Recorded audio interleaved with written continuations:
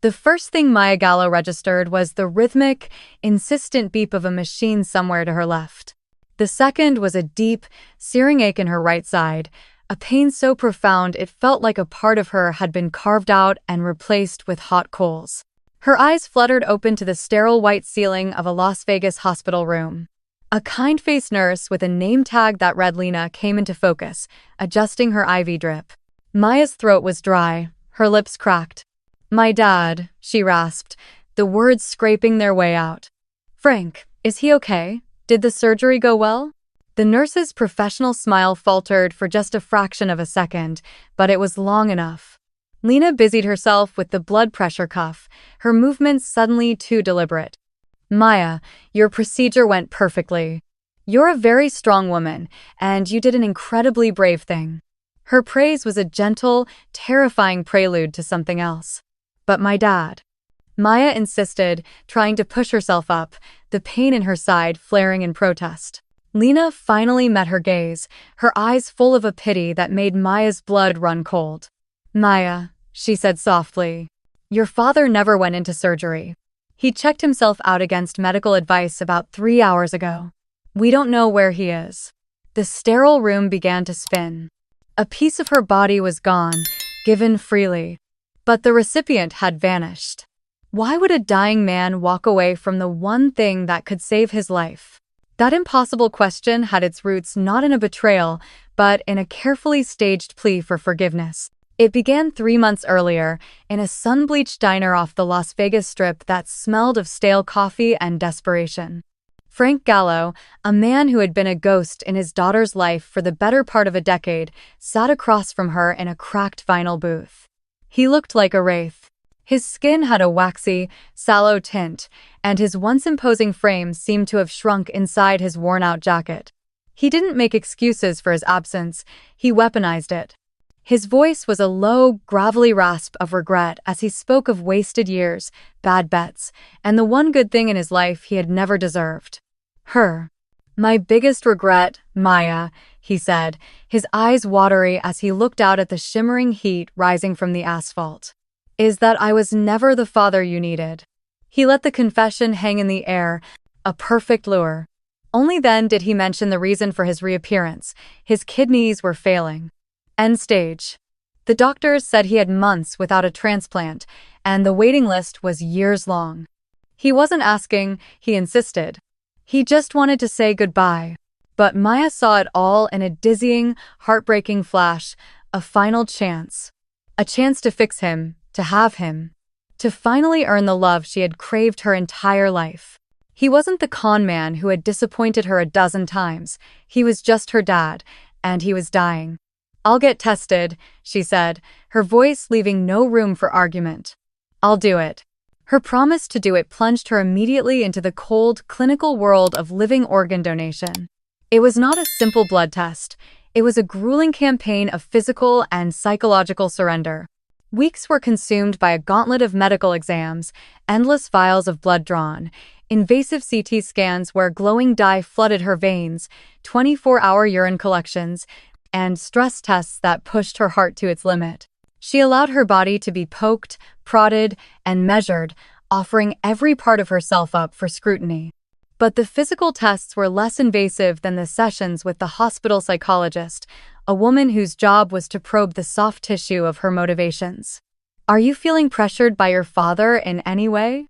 the woman asked, her pen poised over a notepad.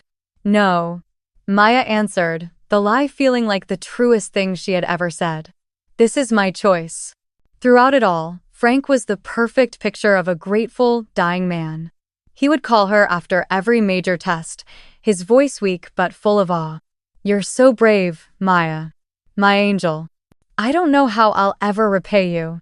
Each word of praise was a balm on her own doubts, reinforcing her belief that this painful, invasive process was the only path back to him. Finally, the call came from the transplant coordinator. She was a perfect match.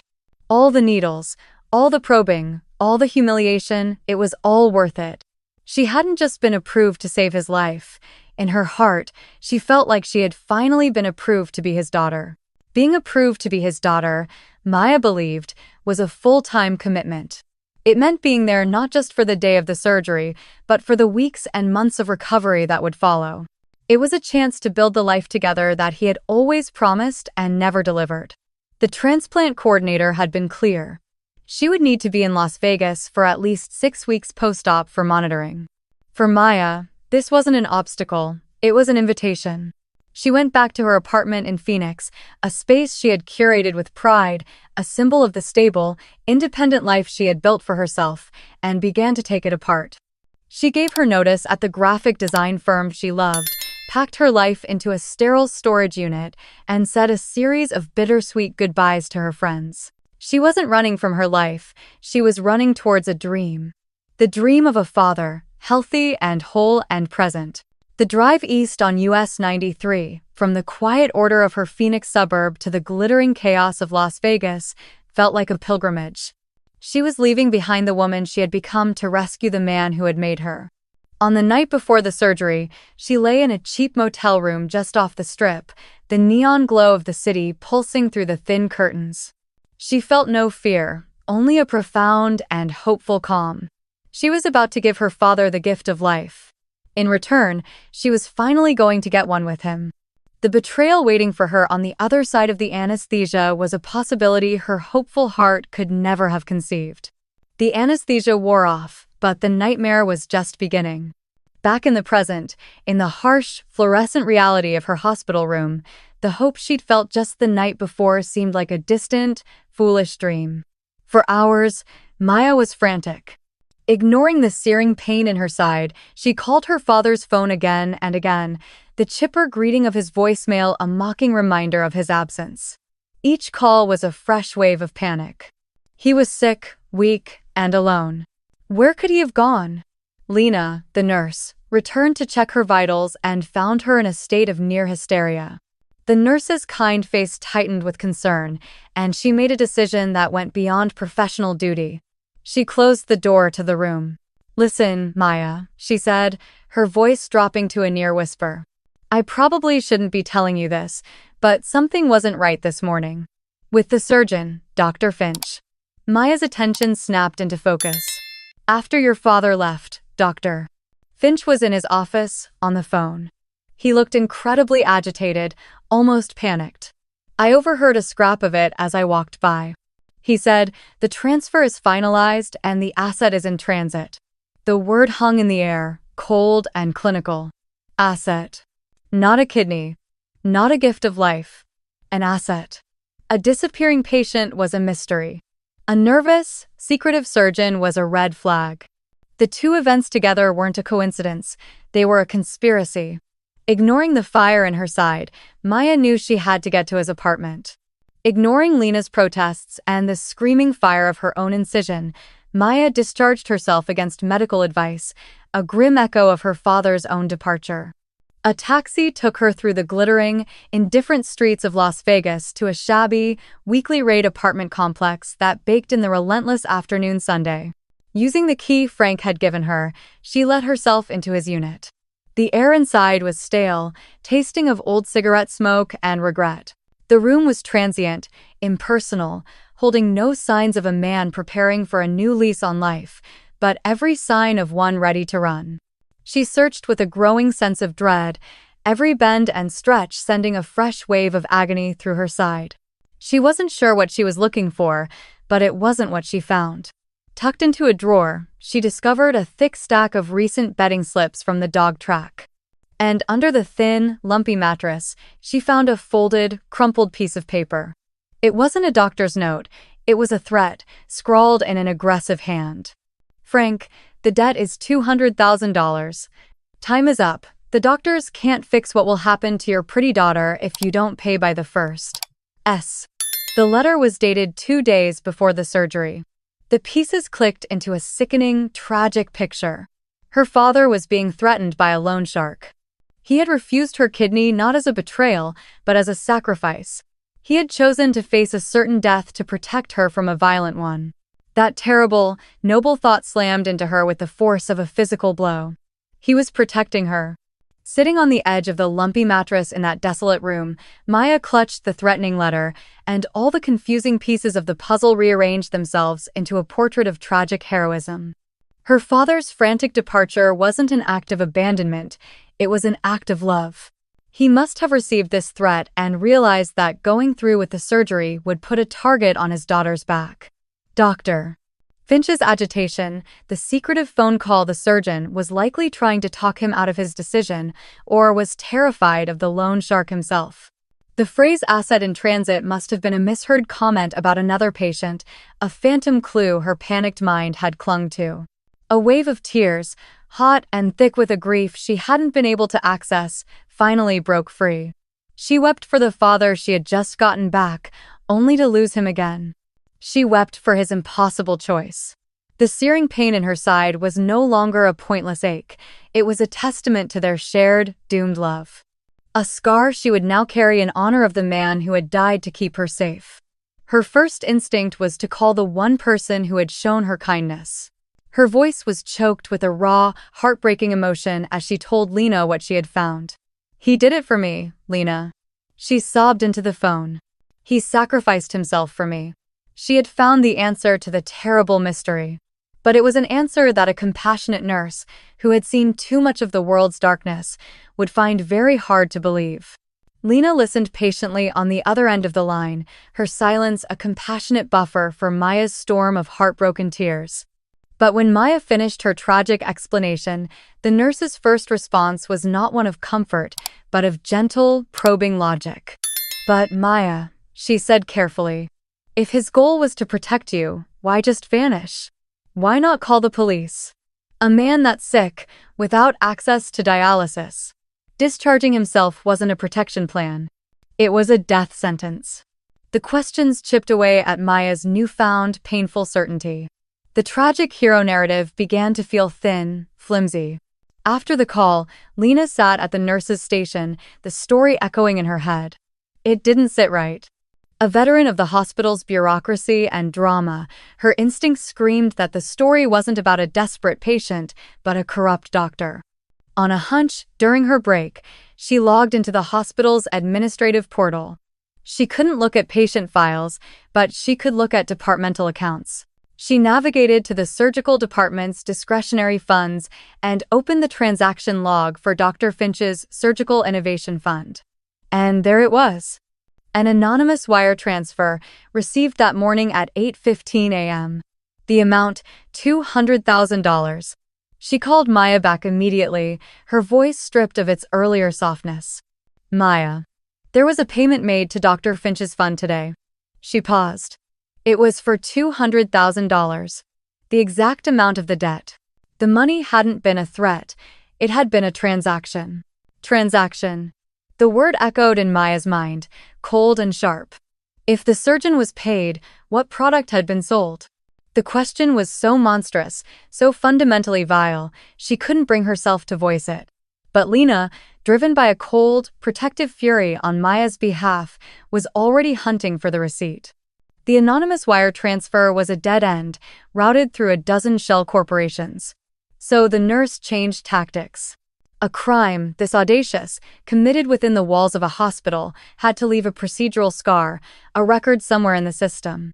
Not in the financial ledgers, but in the logistical ones. Back at the hospital, she bypassed patient records and dove into the daily transport and courier manifests. She searched for all outbound shipments from the surgical wing that morning. And then she found it, a log entry for a climate-controlled medical cooler. Under contents, the description was brutally clinical. Human kidney, live, viable for transplant. The origin was operating room 3 Maya's OR. But the destination was not the adjoining room where Frank should have been. It was loading dock C pickup by Vegas Prime Medical Couriers. Lena took a photo of the screen, a flagrant breach of protocol she no longer cared about, and drove to Maya's motel. She didn't say a word. She just handed the phone to Maya. There, in the cold, bureaucratic language of a shipping manifest, was the truth. Her kidney hadn't been refused. It had been packaged and shipped like common cargo. The letter in her father's apartment wasn't a threat, it was an invoice. and it had been paid in full with a piece of her body. The pain in her side was no longer an ache. It was an anchor, a cold, hard point of focus. It was the physical proof of the crime. Ignoring Lena's pleas to wait, to be careful, Maya walked out of the motel and took a taxi back to the hospital. She didn't go to the recovery wing. She went to the surgical chief's private offices. Dr. Alistair Finch was on the phone, looking important behind a vast mahogany desk, and he was clearly annoyed by her intrusion. He hung up with a sigh. "Miss Gallo, you should be resting." Maya said nothing. She walked to his desk and, one by one, laid 3 pieces of paper on the gleaming wood. A copy of the loan shark's letter, the record of the $200,000 wire transfer, and the printout of the organ shipping manifest. Finch's face went pale. He tried to bluff, sputtering about patient confidentiality and hospital policy, but Maya cut him off, her voice devoid of all emotion. "The next people I show these to are the Nevada Medical Board and the LVPD. You have exactly 1 chance to tell me everything." The surgeon's arrogance crumbled into pure, sweating panic. He sank into his leather chair and confessed everything in a desperate, pathetic torrent. Frank had approached him. The loan shark, Silas, wasn't the threat. He was the broker. He connected desperate sellers with desperate buyers on the black market. The $200,000 wasn't Frank's debt. It was the price the buyer paid for a healthy, matching kidney. And the final, soul-crushing detail. Frank had never been sick at all. The symptoms, the tests all faked. Her father hadn't been dying, he'd just been broke. Of all the lies, the final one was the most profound. He had never been sick. The revelation landed not with a bang, but with a deafening silence in her soul. It meant that every moment of the past 3 months, every tearful phone call, every painful medical test, every sleepless night had not simply been a manipulation of her love, but a complete and total fiction. She walked out of Dr. Finch's opulent office in a daze, the sterile hospital corridors feeling like a crime scene. Her body hadn't been part of a life-saving miracle. It had been the inventory in a back-alley deal. Her father hadn't just betrayed her. He had authored her, casting her in the role of the devoted daughter in a play where the only real thing was the scar on her abdomen. The shock didn't break her. It forged her into something new, something cold and hard and sharp. The grief was gone, burned away by a rage so pure it felt like clarity. She met Lena in the hospital cafeteria, not for comfort, but for counsel. "I have the truth," Maya said, her voice a low, steady monotone that frightened the compassionate nurse. "Now I need to make them pay." Her plan was simple and absolute. She would destroy them all, the surgeon who sold his oath, the loan shark who brokered the deal, and the father who had sold his own flesh and blood. To do that, she needed one last piece of information. She returned to Finch's office and asked the terrified surgeon for the broker's name. But then, a flicker of morbid curiosity, a final question she hadn't intended to ask, escaped her lips. "Who got it? Who was the buyer?" Dr. Finch looked up, a flicker of confusion in his terrified eyes. The question was irrelevant to his own survival, but he was in no position to refuse her anything. Fumbling with his keyboard, he accessed a hidden, encrypted file. "The broker keeps his own records." "This is all I have," he mumbled, turning the screen towards her. The name on the file was not a wealthy tycoon or a corrupt politician. It was Leo Diaz, age 12. Underneath was a brief, tragic history. Congenital kidney failure, a rare blood type that made finding a match on the official list nearly impossible. His family, undocumented immigrants who owned a small restaurant, had paid their life savings to Silas's organization. Maya felt a wave of nausea. A child. A sick little boy. As if reading her mind, Finch added, his voice a desperate whisper. "You have to understand how this works. Silas doesn't just sell the organ. He sells a package. The surgery, the recovery, a lifetime supply of black market anti-rejection drugs. It's the only way to keep the patient alive and quiet." He looked at her, his eyes begging for her to comprehend the implication. If you go to the police, his network vanishes, the medicine stops, And the boy's body will reject the kidney. He will die. Her clear, righteous path to vengeance had just led her to a dead end, with an innocent child's life blocking the way. To destroy her father, she would have to kill a boy. To save the boy, she would have to let the monster who sold a piece of her go free. For 2 days, Maya existed in the paralyzing grip of that impossible choice. The options warred within her. A righteous justice that felt like murder versus a mercy that felt like a complete and utter surrender to evil. The scar on her side was a constant, physical reminder of her unwilling connection to the boy, a bond forged in the deepest betrayal imaginable. She explained the horrifying dilemma to Lena, whose compassionate silence was an admission of the truth. There was no clean, right answer. The anger she felt towards her father was a white-hot sun, but the thought of a child dying because of her actions was a black hole that threatened to consume it entirely. On the 3rd day, a new, terrifying clarity emerged from the chaos. If both choices were unacceptable, she would have to create a third. She would not choose between justice and mercy. She would have both. Her plan was no longer to simply expose them. She had to extract the price of the boy's life from them before she delivered them to the law. She would force them to fund the very life they had profited from saving. Using the terrified Dr. Finch as her intermediary, she sent a message to her father and his broker, Silas. She knew everything, and her silence had a price. She didn't ask for millions. She asked for a specific number. $500,000, enough to create an anonymous trust that would cover Leo's medical care for life. It was a dangerous, reckless gambit. It was no longer about being a whistleblower. It was about orchestrating a heist. She would have to beat her father at his own game. The game was set in a private, soundproofed poker room in a second-tier casino, a place where large sums of cash and secrets were exchanged with equal ease. Maya sat at the table, a bottle of water in front of her, the constant, dull ache in her side a reminder of the stakes. Across from her sat Silas, the broker, a man whose cold eyes missed nothing, and next to him, her father, looking like a pale, nervous ghost. "Maya, listen to me," Frank began, trying to summon some remnant of paternal authority. She cut him off, her voice as flat and hard as the polished table between them. "You are not my father. You are a business partner who breached a contract, and I am here to collect." She laid out her terms with chilling simplicity. The $500,000 transferred to an anonymous trust in exchange for her permanent silence. Silas sneered, beginning a threat, but Maya was ready. "I have a dead man's switch," she lied, her voice unwavering.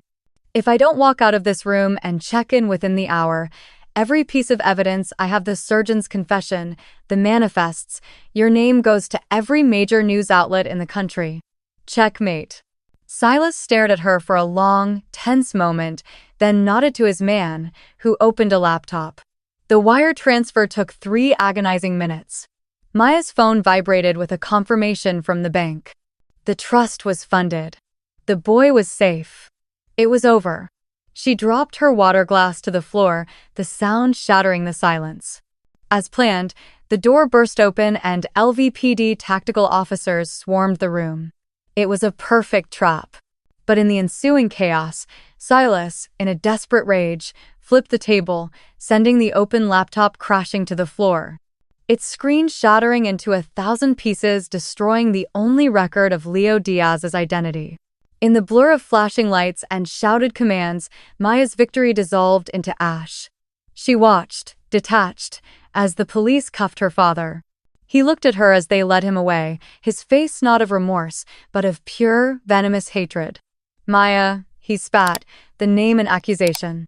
For a fleeting second, she felt a flicker of grim satisfaction.